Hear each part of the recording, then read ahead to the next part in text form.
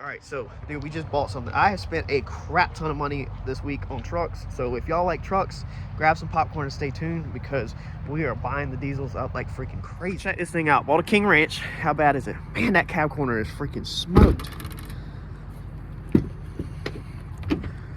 Man.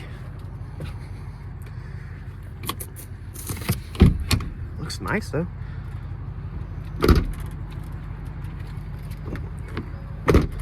Does she fire up?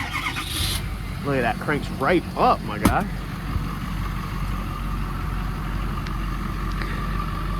Man, she purrs like a kitten, dude. Pop the hood. I want to see if it's deleted or anything. It's freaking cold. Look, got the sunroof. So the other truck that we just bought, we were actually we were actually stuffing our face, and my tower was like, hey, is everything good with the truck? Go check it out. We had some issues with another truck we bought this week, and I was like, yeah, let me go check it out. So let's take this thing around the block. I'm like shaking. It's so freaking cold here, man. How much diesel we got in there? 36 miles to E. Dude, this thing is so nice. Man. So as of right now, I've spent over 30K or around 30K. What was that? Feels like it's at four-wheel drive or something.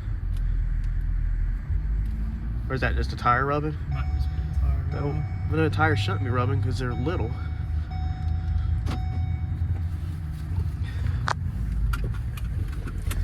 Buckle up. It did act like it was like in four-wheel drive. But yeah, it's so funny. It has the mic key, and with the aftermarket radio, if we unbuckle, it turns the radio off. Mutes it. No, it turns, since the aftermarket, it turns it off. Yeah, because the message on there just said to buckle up if you want to unmute the radio. But yeah, we spent like 30K so far this week. Just be careful because I don't know. It didn't feel right when we were taking off. I don't know why. I did have a full lot coming out of there. No. Yeah, but these tires just shouldn't rub, man. They're not that big. Freaking 37s don't A rub. little bit of alignment. Brakes feel good. Did it get overdrive and everything? You want to go down that one, see? Make sure we got overdrive. Well, why do we have to floor everything? We just got it. You gotta make sure it's tried and true. So I like to get some temperature in it if we're flooring it. Nobody's flooring anything. Looks like she drives decent.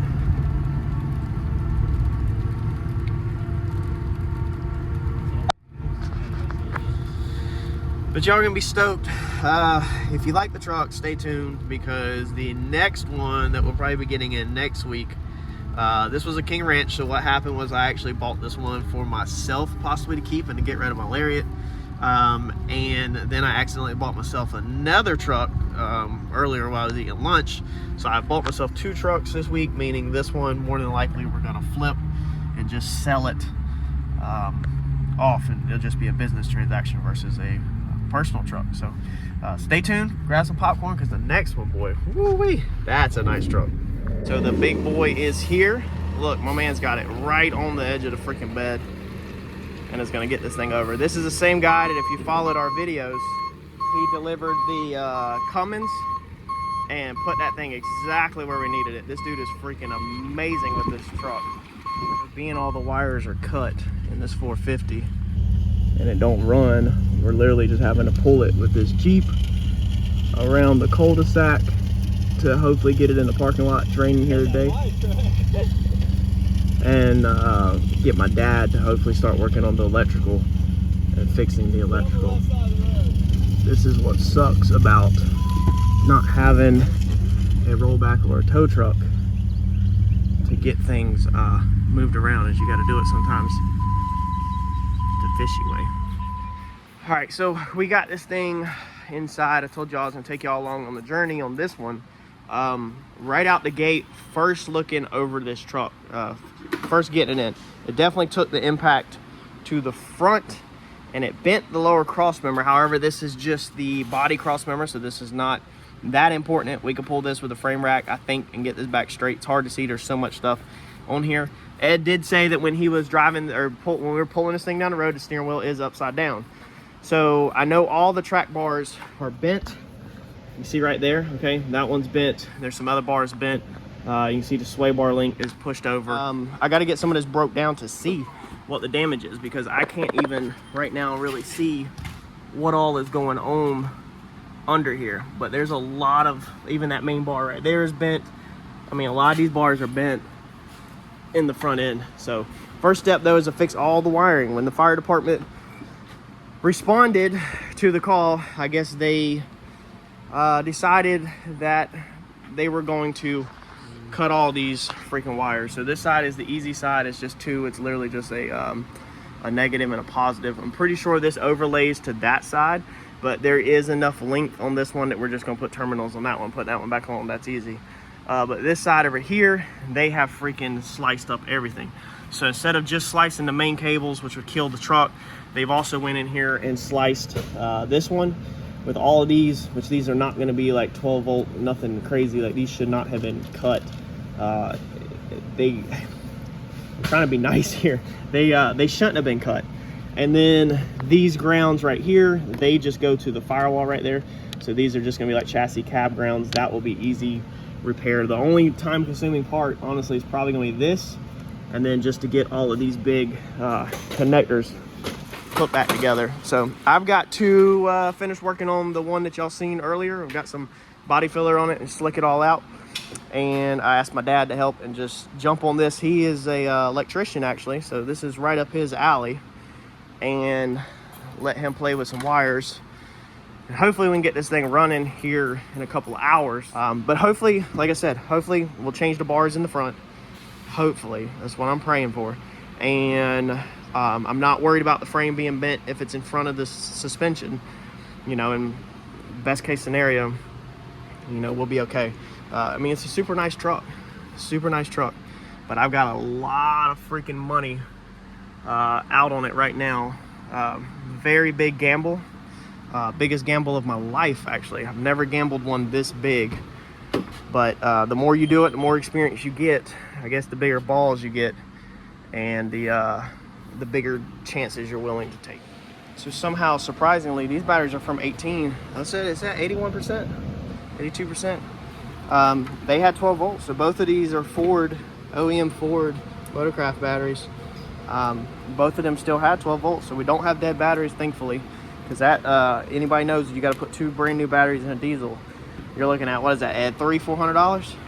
For a decent one. For real. All right, so huge shout out my dad. If y'all haven't met my dad, he would be called Tony to y'all. To Harper, he'd be called Papa, and to me, he'd be Dad.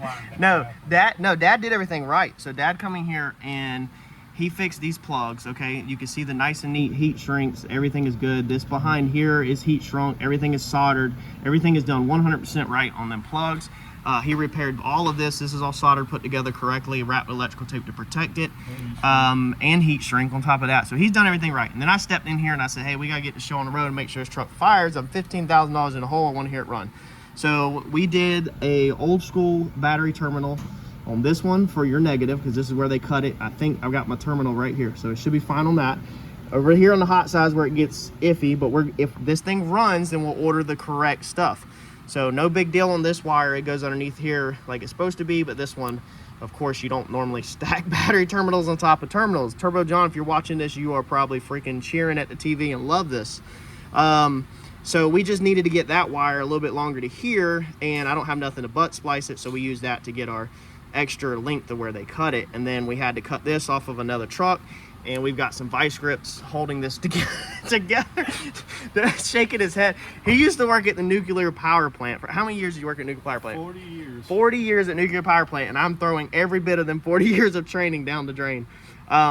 So what we're gonna do is, now he is extremely worried about this shorting out. So I was just gonna cover it up with a rag, but we're gonna cover this thing up with a glove, just so that them pliers obviously don't hit anything. We're just trying to hear this thing run, is what I was trying to explain to him. And he understands. He just wants to do everything right in the best ways possible. We don't got them terminals over there, ain't touching nothing.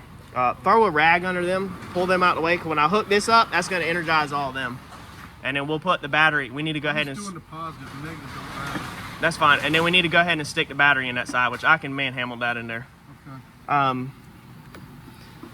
So let's see here. You and we want to hook the battery up? Yeah, we can hook that side up. That side's done.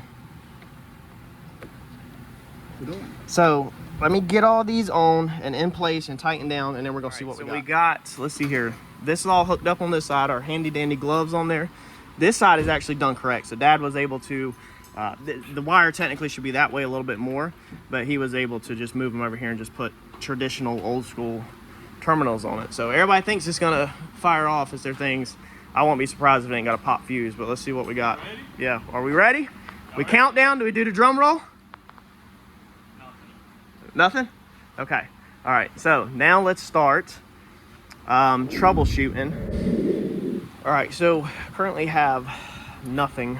Whoa, how'd you do that? I just put the foot on the brake and turned it on. Foot on the brake. Take your foot off the brake and do it? No, take it off and try it. Take your foot off the brake. Don't put your foot on the brake. Try it? Yes, with no foot. Okay, stop. This wire right here, I was wiggling it around while he was doing that. This one. Okay. You got a bad connection? Yeah, he was wiggling. I wiggled this one. Now, I'm not saying it was your connection. No. It could have been this connector from them ripping and pulling. They could have pulled it out of here. You insult me. I'm glad you found it. Okay, because all I so did was this side. So let's see here. What do we need to check now? I think make sure we got fuel, which on the 6.7s, I think you just keep turning it over. Yeah, let me call Darren. Let's see here. Nothing now. Nothing now. Okay, so you're gonna need to go back and wiggle it. But I wonder if there's more loose connections in there.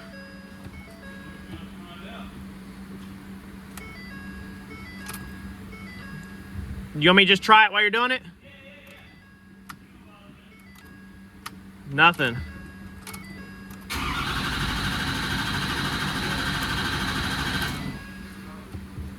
I wonder if there's another connection though that's going to keep it from firing off. Because see, now it's not doing it again.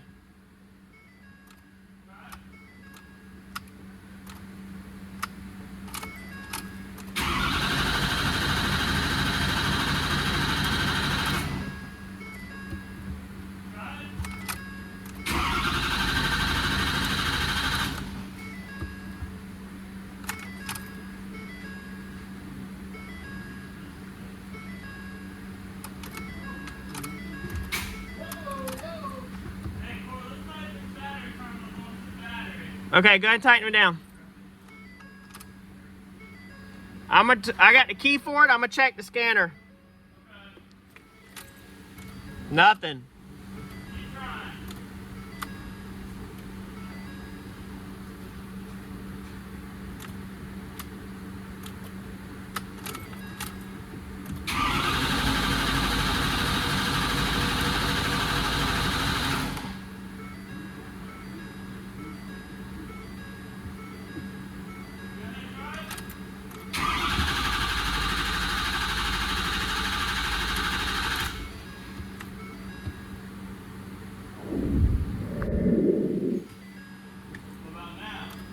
Nothing.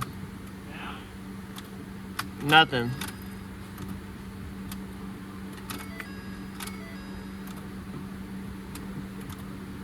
Nothing.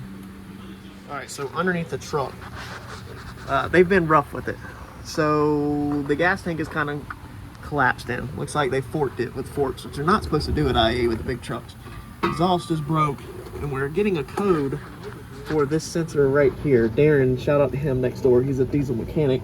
He just walked over, and that's broke. So he went back next door to see if he has a sensor. He said that he believes that if this sensor is not hooked up, or of course deleted, if it's not a deleted truck, and it's not a deleted truck, then it won't crank. So that's what he said. He feels like that's a situation. So we're gonna see if he has a sensor, and if he does, then we'll try to put it in and see if that's our problem, because we keep getting a code for that. Let's see if there's the code. The flashlight's on. So there's the code. Not sure if this will keep it from running or not, but that's the code we have, so we're gonna try to chase that.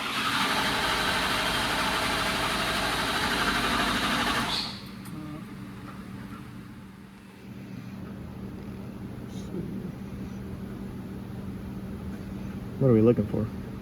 DPL. Whenever I got this truck, Courtney, Mm-hmm. that auxiliary 3 switch was turned on. Don't know if they're hooked up to anything.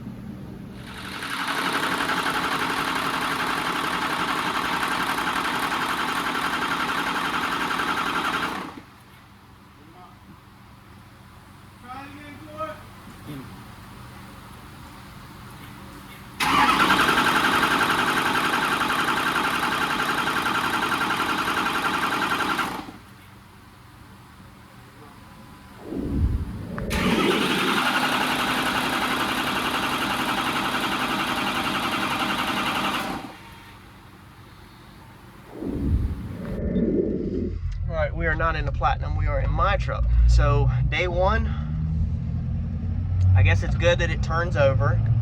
I guess that's progress. I feel very confident in my dad's connections. 40 years at the nuclear power plant. He's done electrical his whole entire life since when he graduated high school. I think he went straight into trade school for electrical.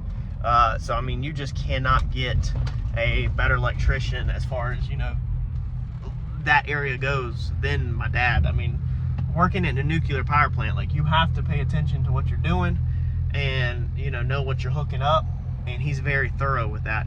The other wires, all of the big stuff, they're just grounds and hots, and we've got all that stuff connected. Like, there's only a couple that I showed you.